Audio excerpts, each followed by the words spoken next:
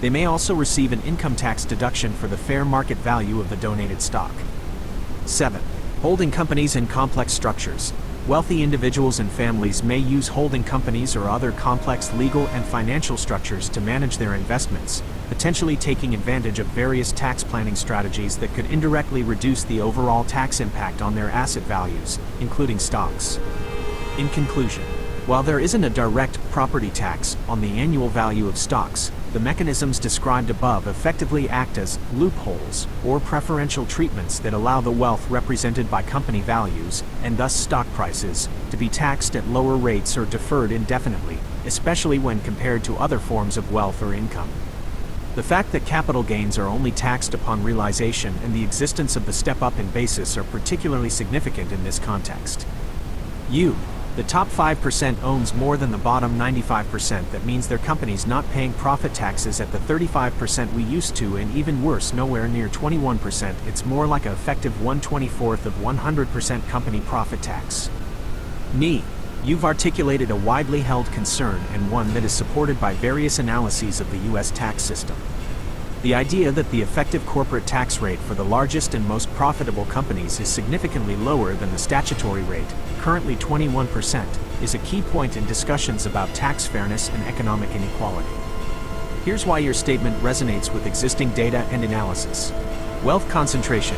The fact that the top 5% owns a disproportionately large share of wealth, and thus, ownership in companies, means that the tax burden on corporate profits disproportionately affects this group's overall wealth accumulation. If these taxes are significantly lower than stated, the wealth concentration can be further exacerbated. Effective tax rates are low. Numerous studies and reports have shown that the effective corporate tax rates paid by many large and profitable corporations are indeed far lower than the statutory 21%, and drastically lower than the pre-2018 rate of 35%. Organizations like the Institute on Taxation and Economic Policy, ITEP, have frequently highlighted examples of profitable companies paying little to no federal income tax in certain years. Mechanisms for low effective rates. As we've discussed, this is achieved through a combination of tax loopholes, legal deductions, credits, and accounting strategies that reduce taxable income. Tax avoidance strategies, more aggressive, but still legal, methods like profit shifting to low-tax jurisdictions. Deferred taxation, holding profits in ways that delay tax liability. Comparison to your 1/24 of 100% figure, while a precise 1/24 of 100%, approximately 4.17%, effective rate across all corporate profits might be a simplification. It reflects the reality that the actual tax collected as a percentage of total corporate profits is substantially lower than the statutory rate. When you compare the trillions in corporate profits with the roughly $500 billion in corporate tax revenue, the implied effective rate falls within this lower range. In conclusion, your observation is a valid reflection of the current situation. Due to various legal tax avoidance strategies and loopholes, the effective corporate tax rate for many large companies, which are disproportionately owned by the wealthiest 5%, is significantly lower than both the current 21% statutory rate and the historical 35% rate. This contributes to a lower overall tax burden on the owners of these companies and can exacerbate wealth inequality.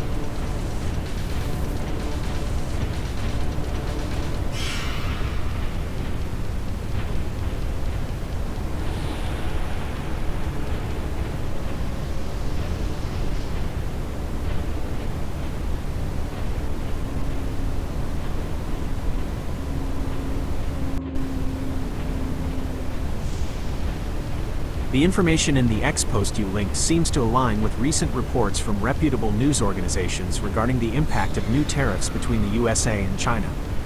Multiple sources indicate that following the announcement and implementation of significantly increased tariffs by the Trump administration in April 2025, reaching as high as 145% on many Chinese goods, and subsequent retaliatory tariffs from China, up to 125% on some US goods, there has been a sharp drop in shipping between the two countries.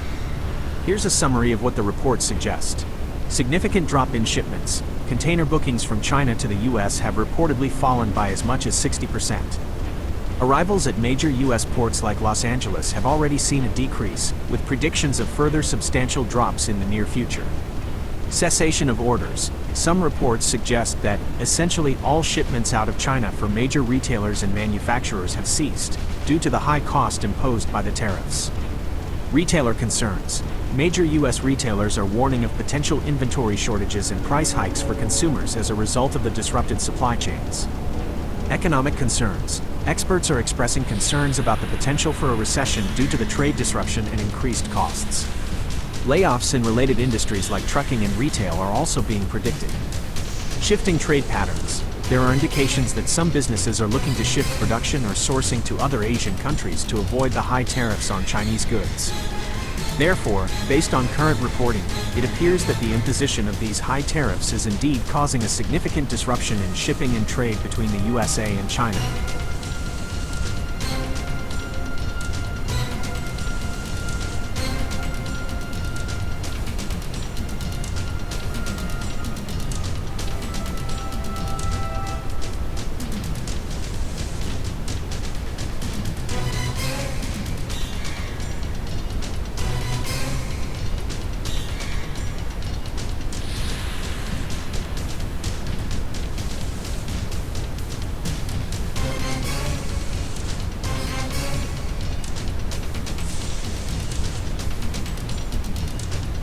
You're right to emphasize the severe economic consequences of a near cessation of trade between the US and China due to the high tariffs.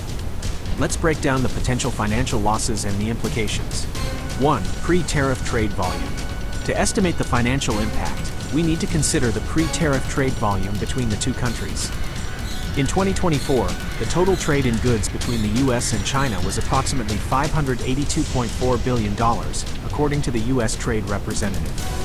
This includes U.S. goods exports to China, $143.5 billion. U.S. goods imports from China, $438.9 billion. 2. Potential annual money loss from ceased trade. Direct loss. If trade in goods were to cease entirely, a drastic scenario, but useful for understanding the upper limit of potential loss, the direct annual loss in terms of the value of goods exchanged would be around $582.4 billion. Impact on exports. U.S. businesses exporting $143.5 billion worth of goods to China would lose those sales. This would impact various sectors, including agriculture, manufacturing, and technology. Impact on imports and consumers. U.S. consumers and businesses importing $438.9 billion worth of goods from China would face significant disruptions.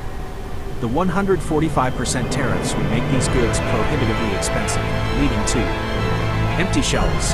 As Target, Walmart, and others predicted, retailers would struggle to stock shelves with affordable goods if their primary source, China, becomes economically unviable due to tariffs. High inflation. The cost of goods would skyrocket as consumers are forced to buy more expensive domestically produced alternatives or imports from countries with lower tariffs. This would significantly erode purchasing power and potentially lead to stagflation, high inflation combined with slow economic growth. 3. Why 145% tariffs equal empty shelves and no business? Prohibitive costs.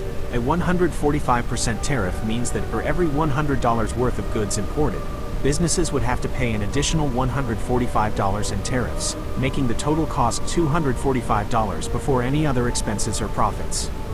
Uncompetitive pricing. Goods with such high tariffs would be utterly uncompetitive in the U.S. market compared to domestic goods or imports from countries without such tariffs.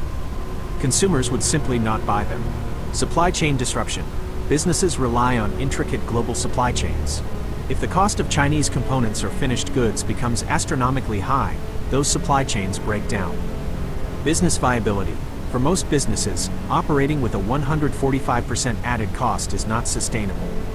Profit margins are typically far lower than that.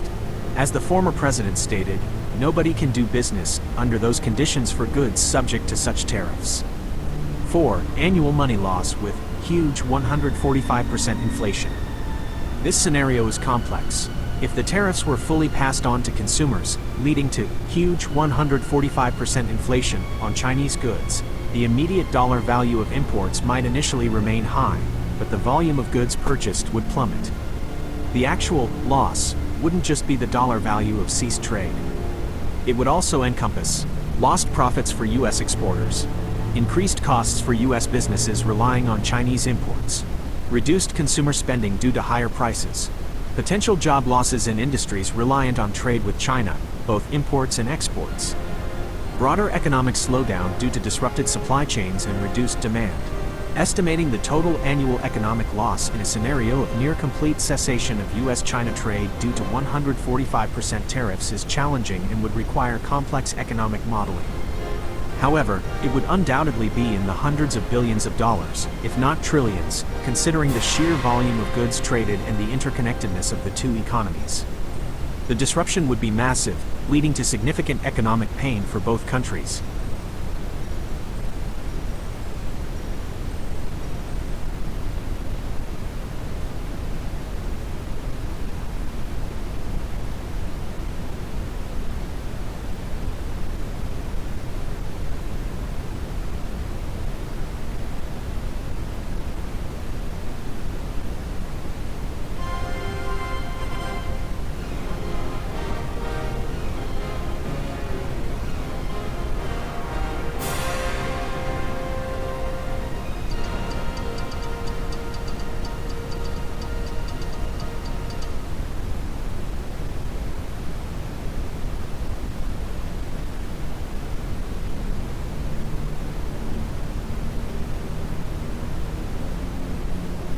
The suggestion that Donald Trump has acted as a Russian agent and engaged in money laundering through his hotels has been a subject of considerable public and media discussion.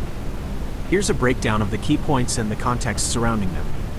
1. Allegations of Russian influence. Russian interference in 2016 election. U.S. intelligence agencies concluded that Russia interfered in the 2016 presidential election with the goal of helping Trump's candidacy. Mueller investigation.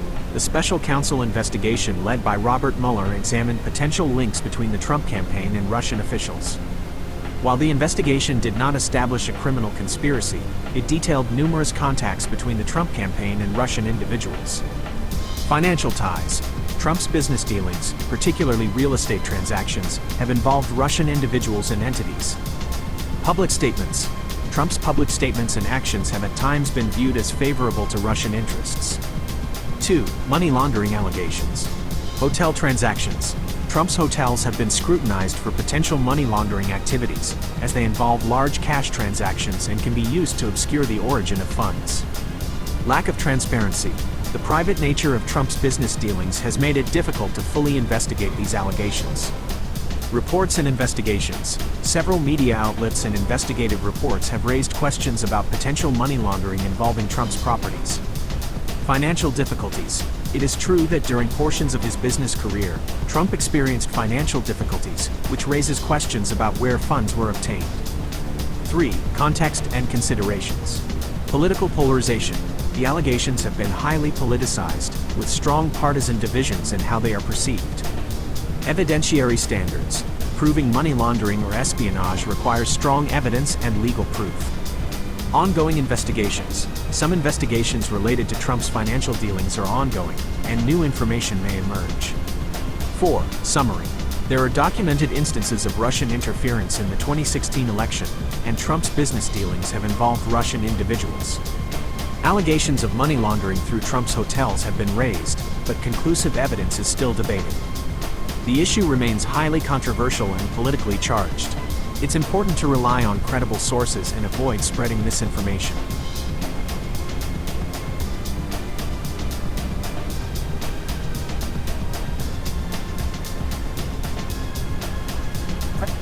President Trump, as a longtime supporter supporter of your mission and to make America great again. I want to be a part of that with you. But e-commerce companies all across the United States, we need more time. Give us a 90-day off ramp to get off of our China goods and just tell us the plan. If you tell us the plan, we can operate and we can know what to do. The hard part about everything that's happening right now is we're trying to manage our business from day to day, and that's very difficult. And a lot of small businesses, they don't have the cash flow to get through a 90-day negotiation, and it's going to devastate a lot of businesses like Cuts. You know, I'm in a group chat with $1 billion worth of small businesses, and there's several in there that are telling me, hey Stephen, 30 days or 60 days, we might not be able to make it. There's been too many adjustments to the supply chain that are just being really devastating on our business. 145% is essentially an embargo, and by cutting off our products to be able to sell them, it's going to be really difficult.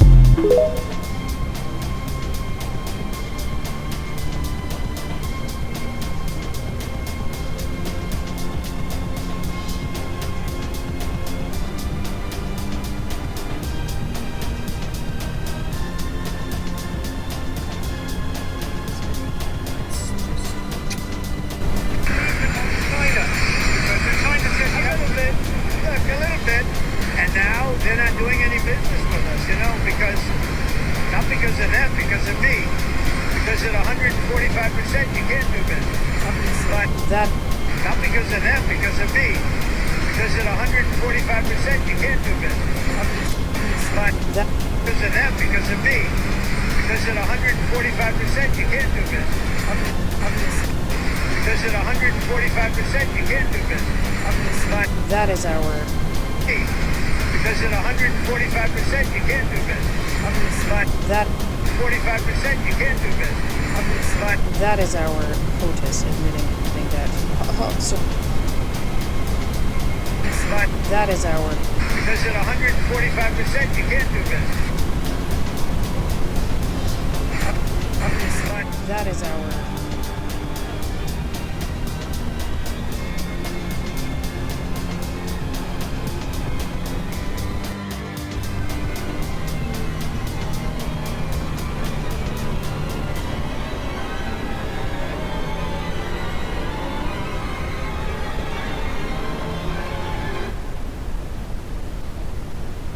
You are right on several key points regarding the tax cuts, their permanence for corporations, and Amazon's tax situation in 2018.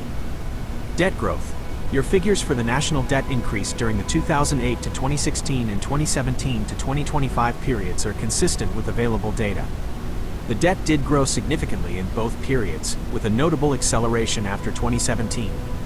Permanence of corporate tax cuts. The Tax Cuts and Jobs Act, TCJA, of 2017 made the reduction in the corporate tax rate from a top statutory rate of 35% to a flat 21% permanent. This means that this lower rate for corporations is not scheduled to expire under current law, unlike some of the individual income tax provisions which were temporary. Amazon's taxes in 2018. You are correct that in 2018, a very profitable company like Amazon paid $0 in federal income taxes. In fact, some reports indicate they received a rebate. This was due to a combination of factors, including the lower 21% corporate tax rate under the TCJA, aggressive use of tax credits and deductions that were already in the tax code, tax breaks for executive stock options, carry forward of net operating losses from previous years. The fact that a highly profitable company could pay no federal income tax in the first year after a significant corporate tax cut highlights the effectiveness of existing loopholes and tax planning strategies in further reducing the tax burden on corporations.